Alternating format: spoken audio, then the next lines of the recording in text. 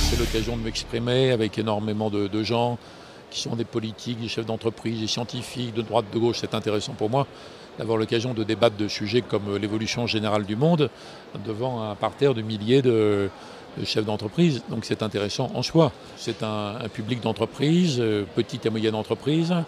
Et c'est intéressant de voir la vitesse à laquelle ce monde de l'entreprise, mais pas le CAC 40, qui sont des grands acteurs eux-mêmes dans la mondialisation depuis longtemps, mais comment le reste du monde dans l'entreprise intègre les données nouvelles de la compétition internationale.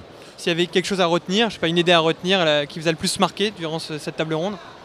Une très grande convergence. Pendant des années, il y avait un désaccord entre ceux qui pensaient que après la fin de la guerre froide, c'était la communauté internationale régie par le droit, où les droits de l'homme allaient s'appliquer partout, et où l'ingérence occidentale allait permettre de faire des progrès, etc. Bon. Et d'autres plus réalistes dont j'étais disaient non, c'est pas encore ça, et la compétition des nations est toujours là, les nations ne vont pas disparaître, les rapports de force ne vont pas disparaître, etc. Bon. Mais cette question est tranchée maintenant. La vision réaliste l'a vraiment emporté.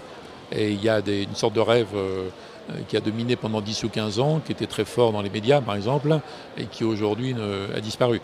Donc il y a quand même unanimité aujourd'hui pour dire c'est un monde multipolaire, c'est une bagarre multipolaire, et il faut analyser les nouveaux rapports de force.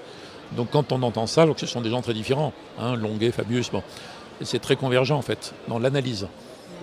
Après il reste, comme l'a dit Fabius, à être capable d'être cohérent dans les décisions qui sont prises au niveau politique ou économique.